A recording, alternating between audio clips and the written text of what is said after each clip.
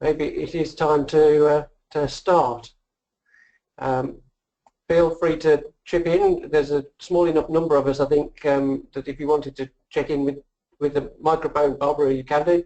I gather Kerry's in the office, so we'll be typing away any comments. I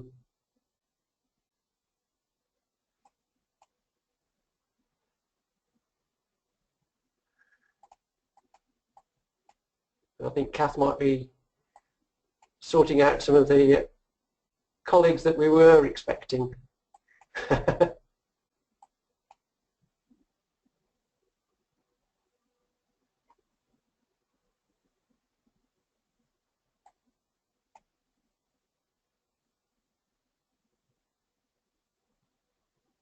Okay, but I think it's probably best to start.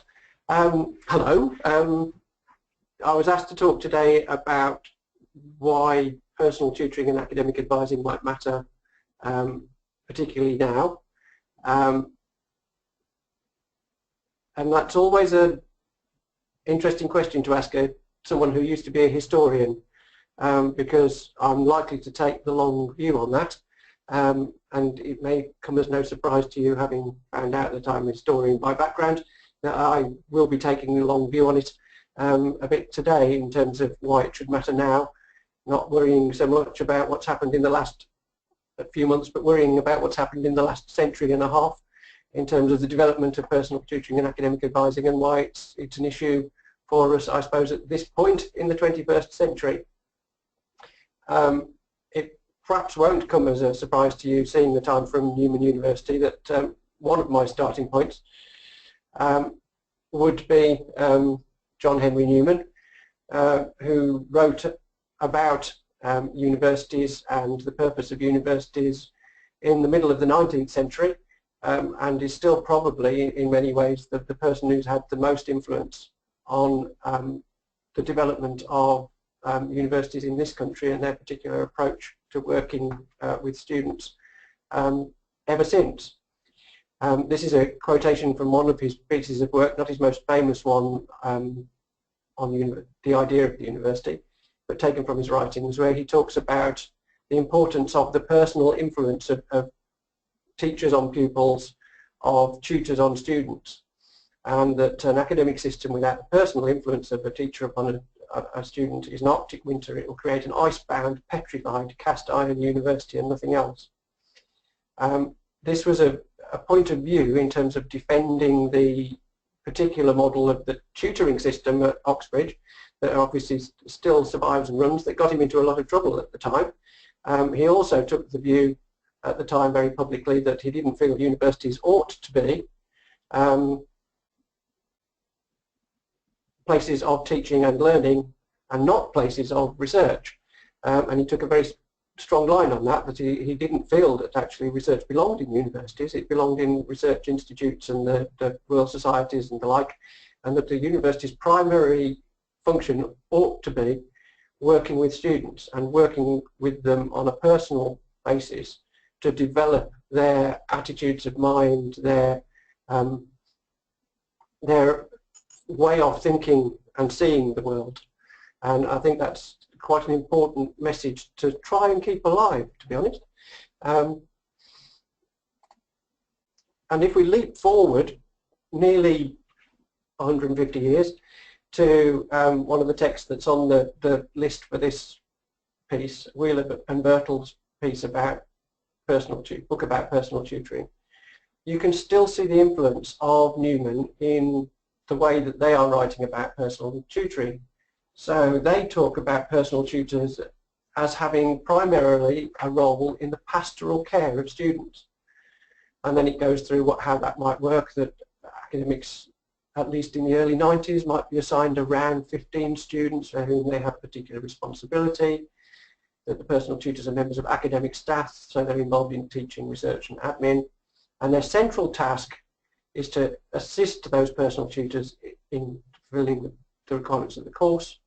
But that might be through academic guidance, but might also include issues around personal welfare and anything where personal matters for the student impinge on their capacity to study. So you can see in that the influence of Newman still, I think, and his need. It's also worth remembering that when Wheeler and Birtle were writing in the 1990s, that was only about 20 years after universities had ceased to be in loco parentis. And we forget that up until 1970, because the age of majority was 21 until 1970, universities still had the same level of care requirement for their students as schools currently have for their pupils. So it's only in historical terms quite recently, in the last 50 years, that's changed, and that there's been this step back from having legally a personal responsibility for the students on the university's part, and that function being performed by the personal tutor, in part at least. And I think Wheeler and Birtle's definition of personal tutoring there, with the emphasis on pastoral care, yes, helping them fulfill the requirements of their course, but being responsible for personal welfare in doing that, harked back to that sort of model and idea. If we leap forward just 10 years from Wheeler and Birtle to another piece about, another book about the personal tutor, I think you can see that there's been a shift and a change over the turn of the century in terms of what the relationship might be and what its purpose might be. So something happened between the early 90s and the early 2000s that's caused a shift here, that when Thomas talks about personal tutoring, yes, it's a stable point of contact between student and institution, but now it's about embedding the student in a system. And it seemed to fulfill particular systematic functions, a number of roles, to inform the students about the higher education process, to raise their awareness of procedures, of expectations, of feedback. Now it's about referring them on to welfare and referring them on to other support. And it's their way of, a university's way of establishing a relationship with the student is through the personal tutor. But it is now much more about a systematized process, and you might argue it's a more functional transaction that's been described here. And research that's been done since then bears this out. There's a piece that I'll refer to a bit later on of work that was done in this period where it talks about students' experiences of personal tutoring as being a clash between the students' expectations of a personal contact of someone who is going to look after their welfare and be able to talk to them about how they're getting on, and the pressures that are on the staff in terms of their priorities and the time that they have to give to this, and whether they are still being encouraged to see it as being about a personal relationship. And I would argue that this is perhaps a move from a personal approach to tutoring to a personalised approach to tutoring, which I'll explain as we go on. But the distinction that I'm making with those two terms, I suppose, is that personal starts with the individual, and you're interested in them, and you talk to them about how they are, what they're doing. Whereas a personalised approach is, you could see it's almost a customer relations approach. It's about targeting that individual with stuff that you think they need. And in this case, it's about, we've decided that this person needs to be embedded in a system, and they need information about processes and procedures and what's going to happen to them. So it puts the recipient of the personal tutoring, or the personalised tutoring, in a more passive place.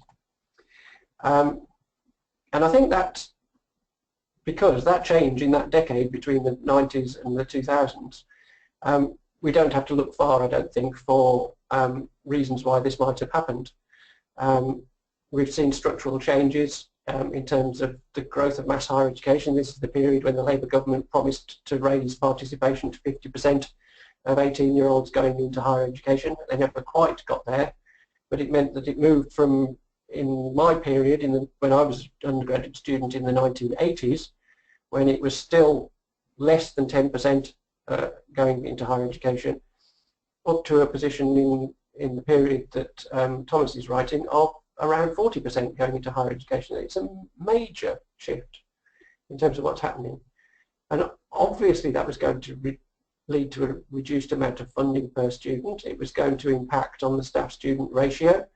Again, when I was a student, most of my seminars were held in the member of staff's room because that's the size of seminar groups that you could have. That doesn't much happen anymore because I've come across seminar groups running into 50 students in a seminar group.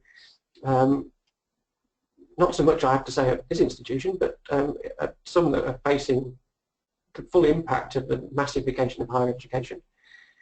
It's led to much larger classes, particularly first years, and a reduction in the personal contact between academics and students.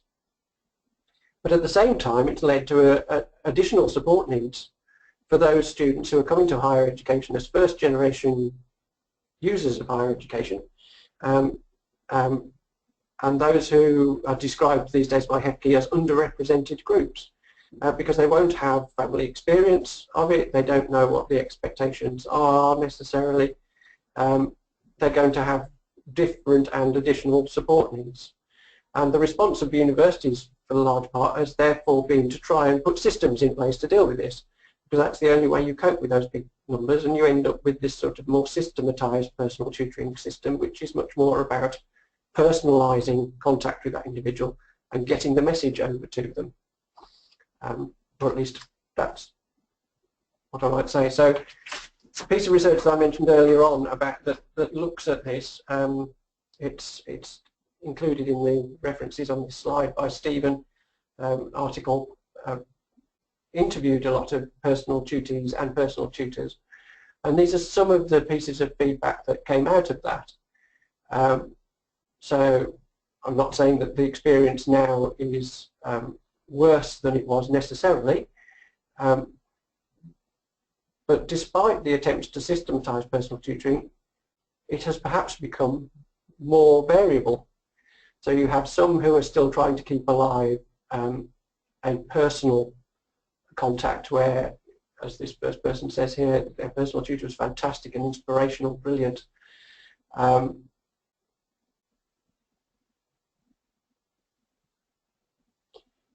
To the second quotation here, which sort of suggests that the student has been told, well, I'm your personal tutor, so I deal with the academic stuff. If you want to talk about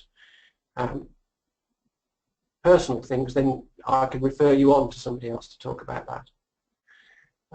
To then the students, from the final two quotations here, taken from Stephen's article, where there is clearly now becoming a real issue in terms of students not feeling that they have someone that they can go to and say, I just need some help, and being made to feel as though they are a wheel in the machine being trogged through a system. Okay, now I ought to be picking up on some chat at this point. So I think Kerry liked the Newman quotation. And yes, it's an interesting question about academic advising. I mean, Rob's asked about whether the focus on academic advising cuts against the reality of the second quotation there. I mean, academic advising is the term used in the States to talk about the sorts of role that a personal tutor fulfills. In this country, I think it's been an attempt, again, to systematize things from a university point of view, because people recognize that academic staff, because of the growth of higher education, have got more pressures on them, they've got more pressures to research, they've got more greater class sizes to do, that they can't guarantee that the academic staff then are going to find the time and do the personal tutoring as effectively as one might hope. And the response of universities has been to put systems in place centrally in one way, shape or form to provide academic advising services to mop that up or to actually completely replace that. At this institution, they moved from some years ago from a personal tutoring system to a system of having senior academic support tutors who are a centralised service that students were encouraged to go to. it's interesting now, in recent years, there's been a rowing back from that, and subject areas are now reintroducing their own personal tutor systems because they are becoming concerned that the centralised service can't understand the details and the particular issues that are faced by students in particular subjects. So I'm not, through any of this, trying to suggest that there is necessarily a right way of doing this. I think I'm just drawing attention to some of the challenges and issues that we face currently and how we've come to this. So I suppose I've got some questions for you now to type in about or comment about. I mean, do you recognise the varied student experience described in those 4 quotations? Are those the structural challenges that I've said there? Are they the ones that you recognise? And do you see, understand, recognise the suggestion I'm making that what could be happening is this shift from a personal relationship towards structured provision to meet student needs? And that's where I ought to shut up for a bit and maybe even take the slides back a couple of slides just to allow you to revisit them while you think about those questions.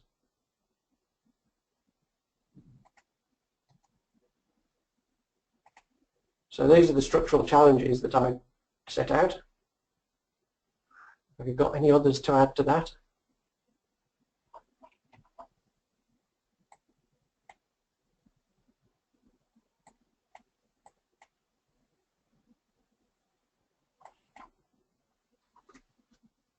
Yes, it is interesting. I think that it's different, as you say, Kerry, depending on the institution. Sometimes institutions can manage an institutional response, and it tends to be the new universities, I think, that have more institutional responses to this.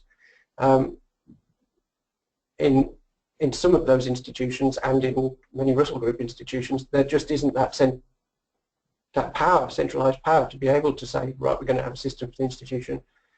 And you get different practices in different areas of the institution, at faculty level, at school level, and even at subject level in terms of what's happening.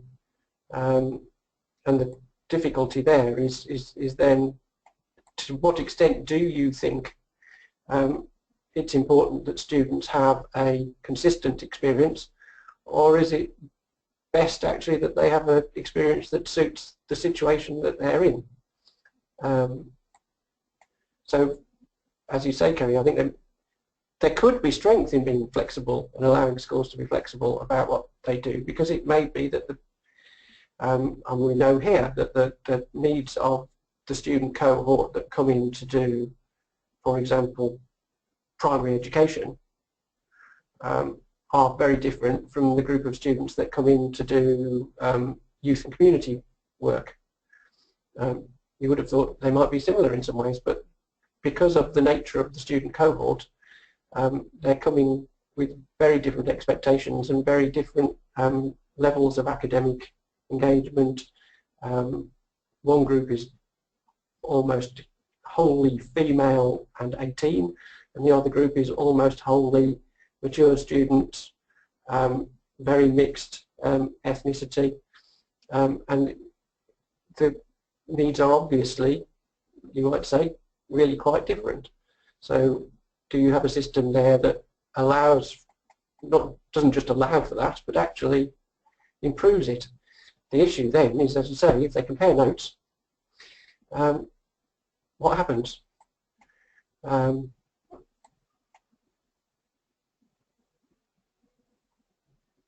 the volume issue is clearly an issue.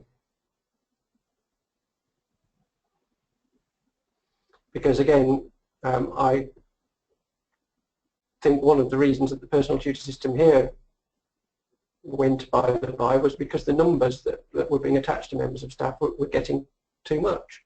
I think actually here we could do it with reasonable numbers, but certainly at my previous institution, academics would dream of getting only 15 students to be personal tutors of. They were getting more like 30 students per year group and ending up with nearly 100 students as their personal tutees. Well, how does that work as a personal tutoring system?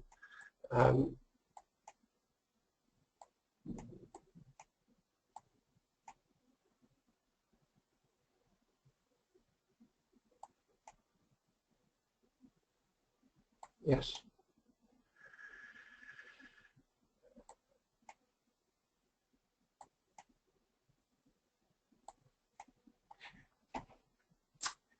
Okay, that's an interesting conversation there. I hope that's useful and engaging so far in terms of talking about it. Yes, the referring on point, I think, Barbara, that you make, it is a response to the numbers, and you systematise it more as a way of dealing with it, and then you're dealing with throughput almost, and say, well, if as a member of academic staff I've got to deal with 50 students, then if I can identify a need and a support service, I can refer them to it. But actually, at least some of the research evidence points to students not wanting that particularly. They want to be able to have these discussions with their tutor, and to feel that their subject area are aware of it and are doing, are taking it into account, rather than feeling that, okay, this is an issue that needs to be referred on to talk to a university counsellor or whatever. And I think that's where a system that's intended to offer more consistent support to students and more specialist support to students and to ease the burden on academic staff in a way by providing a central service can have unforeseen consequences in terms of then whether students feel that they want to or engage with that or recognise it. I've got somebody knocking at the door now.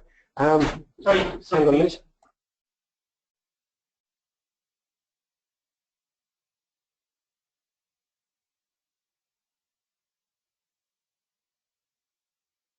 Okay, sorry about that. Lots of thumbs up to each other, so I'll catch up with him later.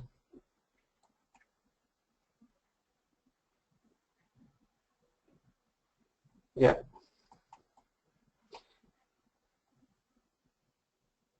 Yeah.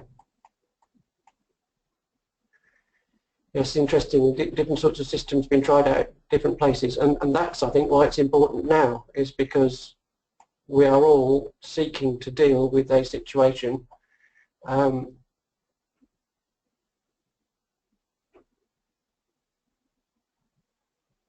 individuals in a mass system. Yeah. Yes. And I would thoroughly agree with Rob's point about it suggests that students want to be recognised as individuals in a mass system, and at the moment I don't think we've got that cracked, because we don't quite know how to do that. Okay, I'm going to move it on and start relating this to some of the material around student engagement. This has been, again, an interesting research area that I think clearly relates to what's been said about personal tutoring, some of those previous quotations, that if the personal tutor system or personal tutor role is part of helping students link with the university, engage with the university, then what do we mean by that? And we start looking then at student engagement literature. A review done for the Higher Education Academy by Vicky and Paul Trowler in 2010 suggests that there are three ways of thinking about engagement. There's the engagement within taught sessions, so what we do in the classroom or in formal meetings with students through student-centred activity, active learning, deep learning and all those sorts of things to engage with students. There is then student engagement as, if you like, a quality assurance issue and a QAA concern, where engagement is about student representation and participation in committees and processes, student course committees, university committees, and all those sorts of processes, where I think we are getting better at engaging students in that, but the sum of those processes is not really student engagement. And then a third area, which is the growing area of research these days and is referred to, I think, in one of those previous quotations about personal tutoring, which is seeing engagement as inclusion. And student engagement is about establishing a sense of the students and individual students belonging at our university and the university being their university, so that Again, there's a lot of research on retention and progression that suggests that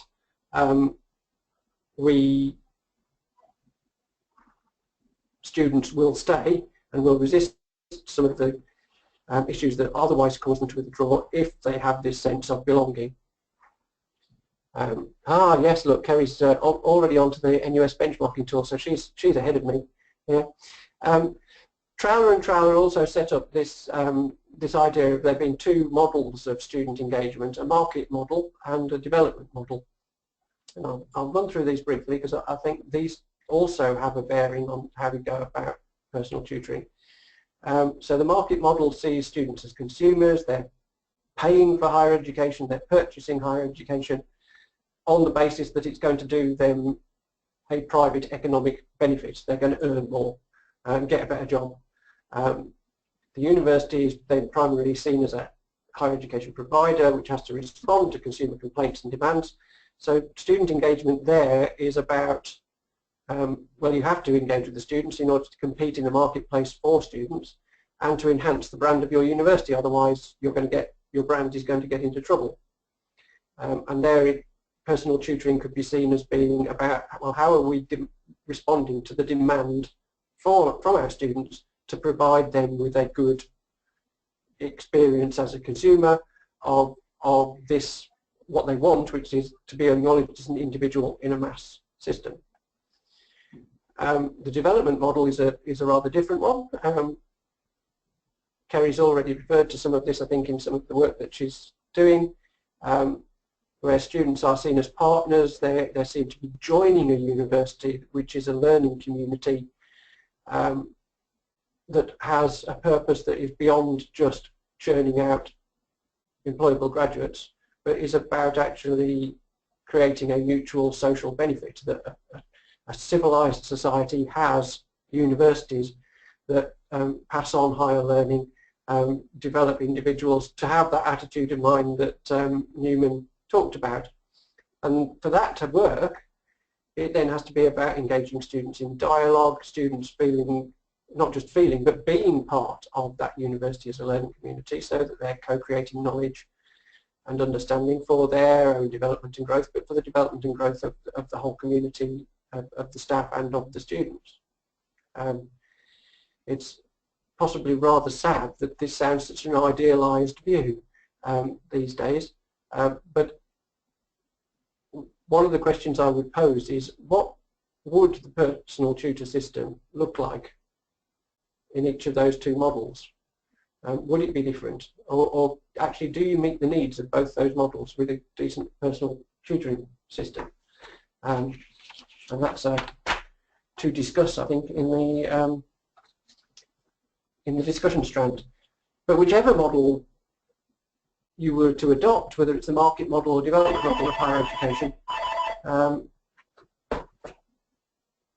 you'd still need to have, I would argue, some sort of personal contact system, personal tutor system to do that well.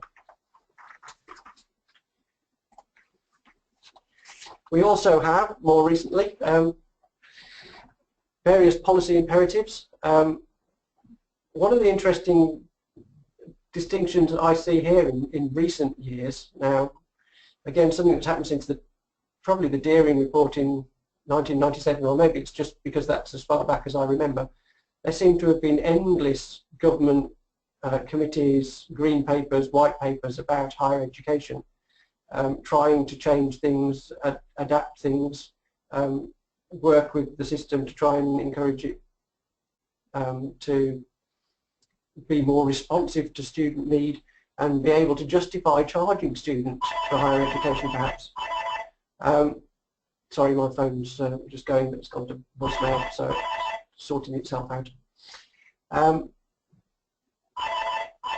But one of the shifts in these is that the BIS document in 2011 starts with the title, Students at the Heart of the System. What I think is interesting, but possibly somewhat worrying, is that the most recent green paper and white paper that we're worrying about and troubling about, the BIS 2015, which is the green paper, Fulfilling Our Potential, Teaching Excellence, Social Mobility and Student Choice, And the white paper, which is the 2016 one, Success as a Knowledge Economy, Teaching Excellence, Social Mobility and Student Choice, I don't think those documents mention students being at the heart of the system. I don't think they particularly mention student engagement.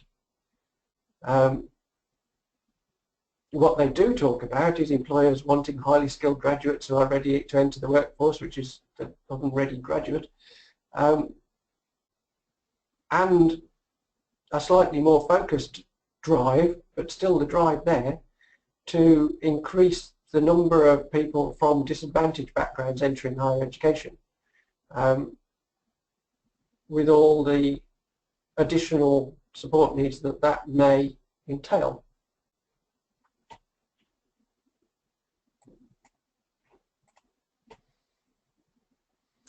But yes, we can't get any further without mentioning the Teaching Excellence Framework, so I'm going to be brief and just talk about that a little bit. This is the framework in terms of its headings.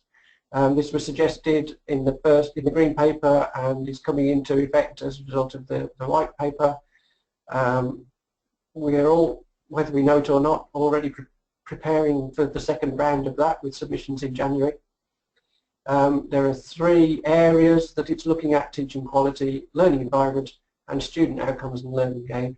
And then within those, these are the subheadings. So in terms of teaching quality, they talk about student engagement, valuing teaching, rigour and stretch of the course in terms of developing the student's full potential, and feedback in terms of how assessment is set up to provide student with appropriate feedback.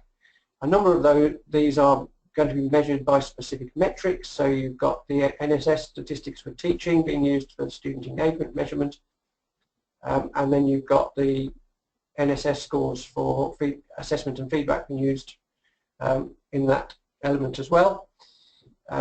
Then within learning resources, within learning environment, you've got issues about the resources that are available to the students, both in terms of the sort of physical and virtual resources, the resources that are available to students in terms of the scholarship, research and professional practice of the staff who are teaching them, and then this interesting one, which is personalised learning.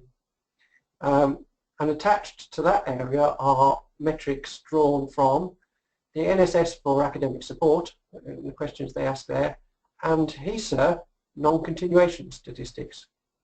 So if you look at its explanation in the documentation of what personalised learning means, it doesn't actually talk about personal tutor systems and all those sorts of things. What it talks about is how many students are retained by the university, and is the university managing to get students to complete the course that they sign up for by providing them with the services that they need to succeed.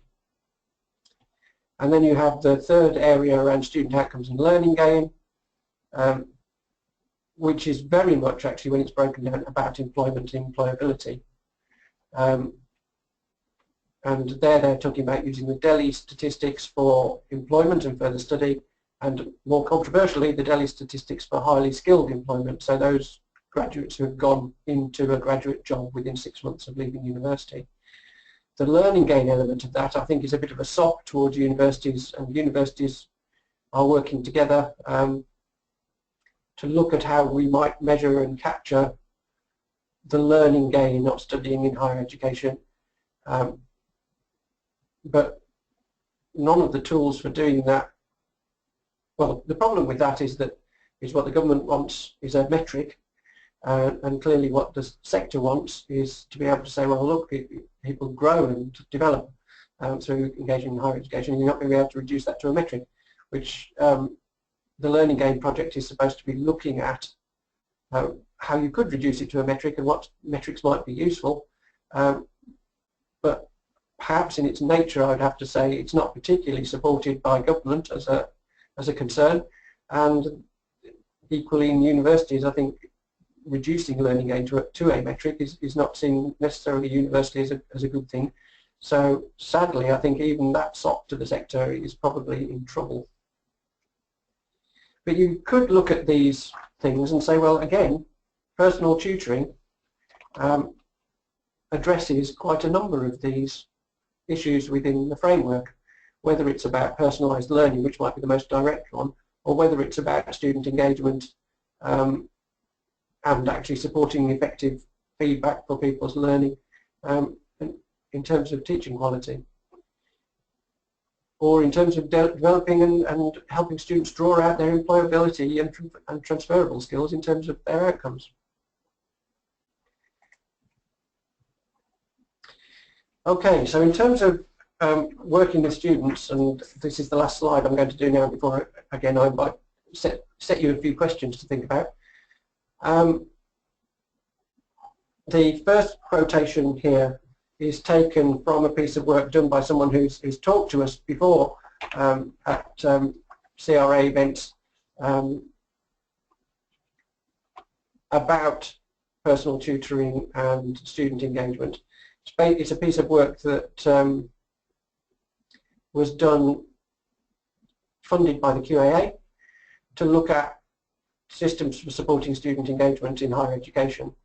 And one of its conclusions was that the role and function of personal and academic tutors may need to be revised at some institutions. This was you can sense how this is an attempt to not say that it's particular institutions doing particular things wrong, but was that there was concern raised from the students that they didn't have clear avenues of support that they were comfortable with using for personal and academic concerns. We have, as has been mentioned in the discussion, the NUS has taken an interest in this. They fed into that research, I think. They produced in 2010 a charter on personal tutoring, which is very interesting, and had 10 points of what should be provided. They have the NUS personal development benchmarking tool, which has been mentioned on the chat, and more recently the academic support and personal tutoring benchmarking tool about the more specific aspects of this provision. What's interesting from the NUS point of view is they are trying very hard, I think, to present this as part of a development model of student engagement rather than a customer model of student engagement. So the sorts of language that they're using to talk about this is not about trying to say, well, students are paying for this, so universities have got to buck up and provide a better service.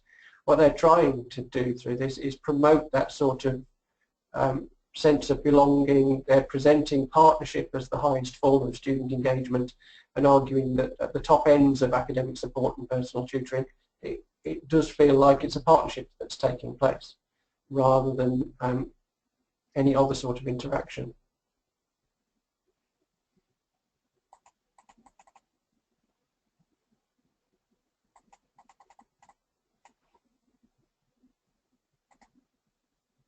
So some questions to go on to. But just first reminding you of this comment, which it may be that it's 8 years old now, but I think it's still probably relevant.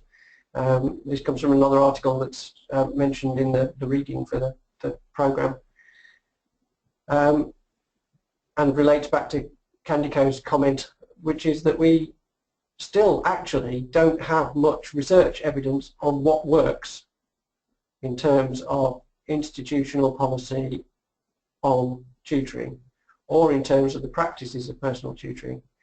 We have plenty of examples out there, and plenty of examples that people want to talk up as they're implementing them. Look at the interesting thing we're doing to do this.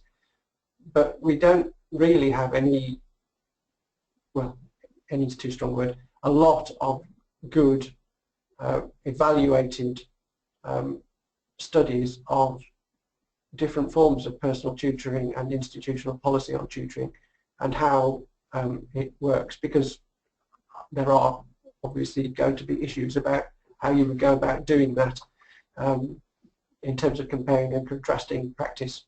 But it does mean that yes, if Kerry's doing research on this, she's set up. She could be answering a major question for our times. Ooh. I'll click past the question. So I've done enough talking. In fact, I've probably done more than enough talking. There are some questions that I thought it would be worth considering out of today's webinar. How close do you think we are to knowing what works in terms of personal tutoring and advising? Do you think that that's being delivered by our current policies and strategies? what are we trying to do in terms of the engagement through personal tutoring, how it fits with policy drivers, and is there a way of working with our students to promote the sort of engagement that we would like to see.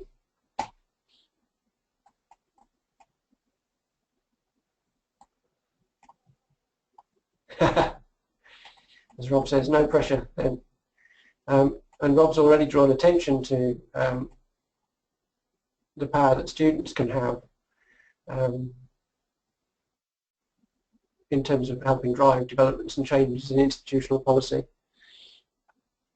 And I think we do need to look at how we work in closer partnership with our students. If we're intent on that sort of community model of higher education as being for the general community good, then we ought to be operating in that way and working in partnership with the students to develop practices that work.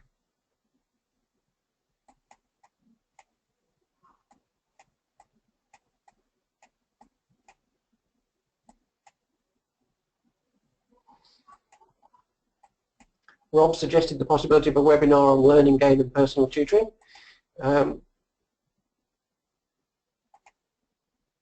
It would be interesting. I'm not sure what stage the HECI Learning Gain project is at now.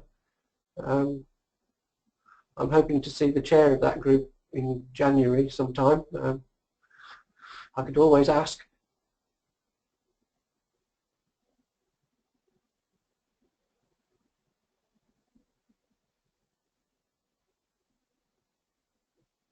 So over to you in the chat or to contribute to the audio, and maybe I'll mute me for a bit just to stop me talking.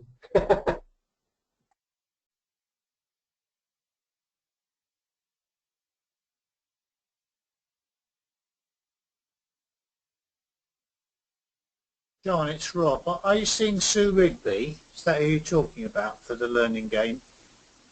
Sorry, I'm getting you to talk again. You can type if you like. Yes, I am seeing you, Sue Rigby, yeah. Okay, that's fine. She would be the person I would think of, I think, as having an overview. Also, the chair of the TEF panel, Chris Husband, seems to be quite approachable and willing to contribute to things. So if we're thinking about making a case for the significance of these kinds of issues in the TEF context, maybe we ought to get the ear of the chair, especially given there's a large number of Sheffield Hallam people undertaking the award. Yes. It's interesting Kerry's used that personalisation word there in her comment in the strand about personalisation being a key part of the strategic plan.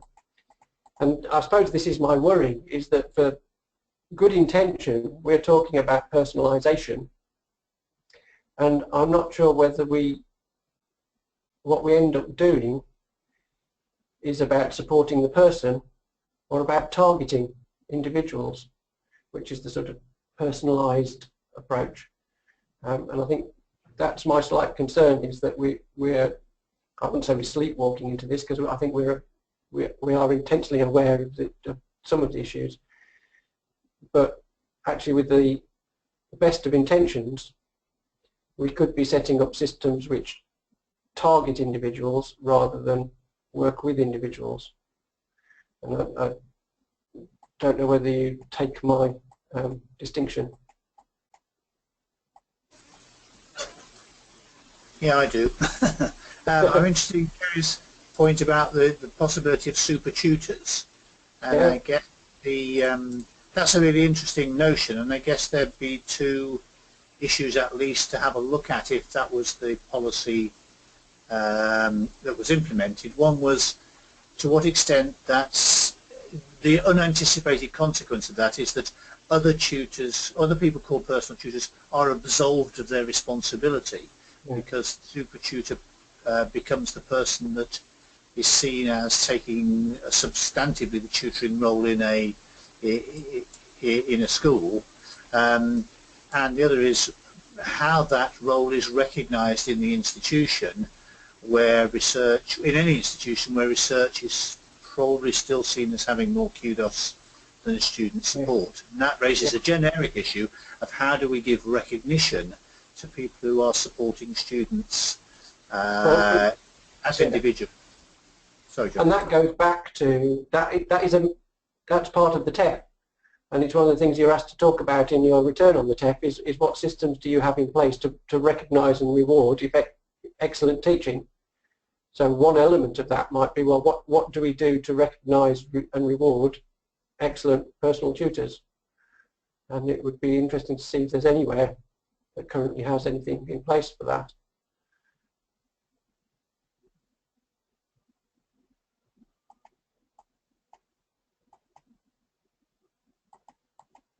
Whatever excellent tutoring means, of course.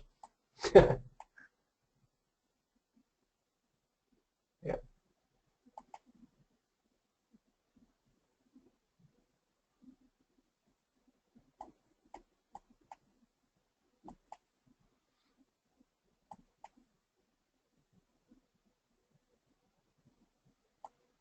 There we are. Look, a Personal Tutor of the Year award. BCU ahead of the game again.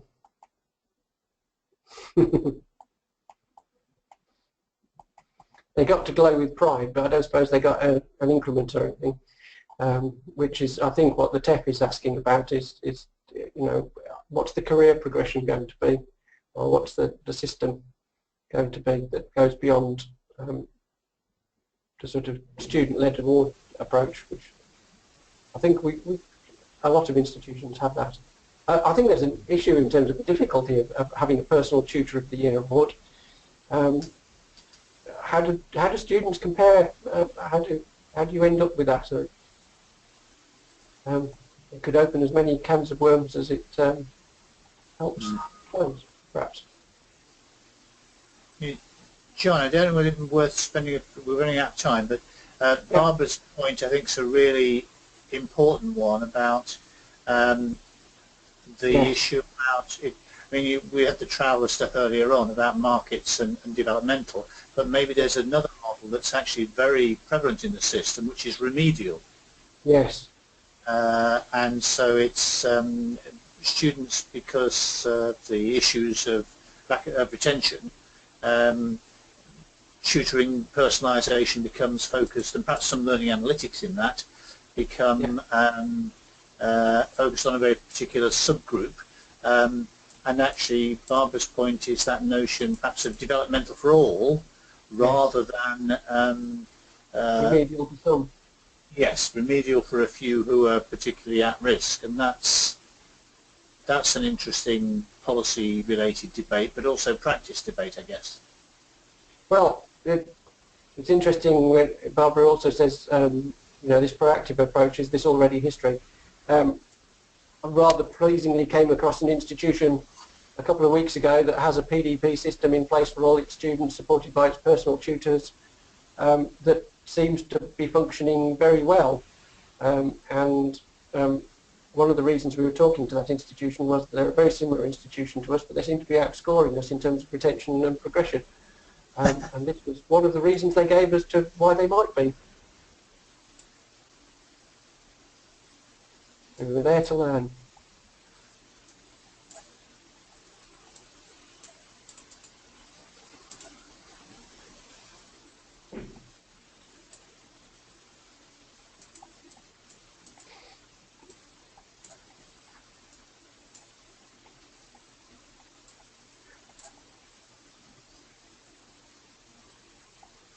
Yes, I think the remedial model is an interesting one because I don't know about your experience, Barbara or Kerry, but my experience is that students often see that, whether it's intended or not.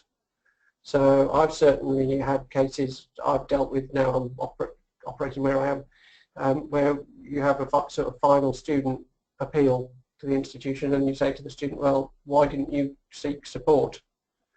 And they will say a version of, well, I didn't wish to be seen as a remedial student, or I didn't wish to be seen as a student who was playing the system for their benefit. So I didn't think it was appropriate for me to go and seek that support. And it's because they're seeing it as a central services, as a remedial service. They're not accessing it, even when they need to.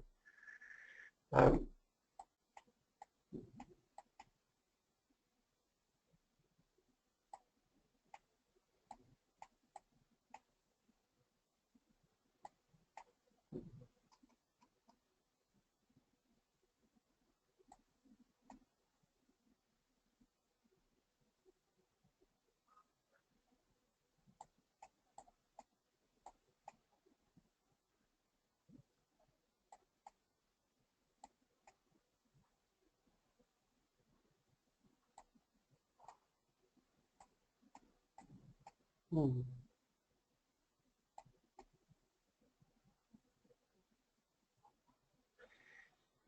Yes, it's interesting, Kerry. I think I've had that conversation with student groups and individuals where I sort of ask them why they're doing a degree. And their point is it's about career development often, or it's to get a job in a certain thing. So, and they're happy to start the conversation around career development. But as you say, as soon as you then drill down a little bit, you can broaden it out very quickly to look at all sorts of issues. If you've got the time to broaden it down.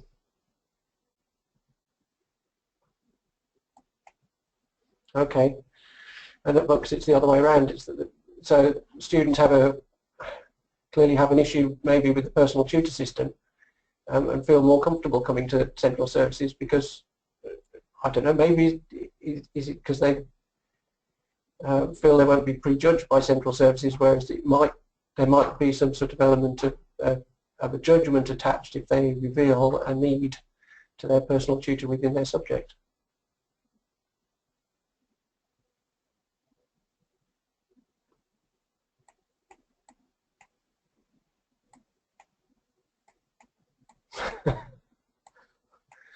Time in a box of tissues, Kerry. Therefore they may end up crying.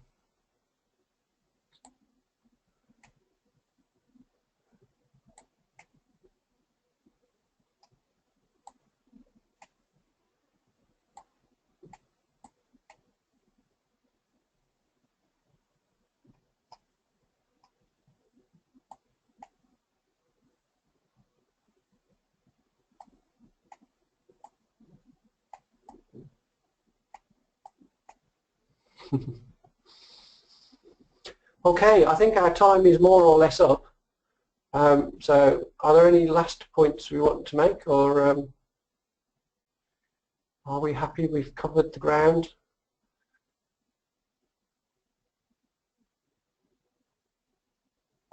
Yeah.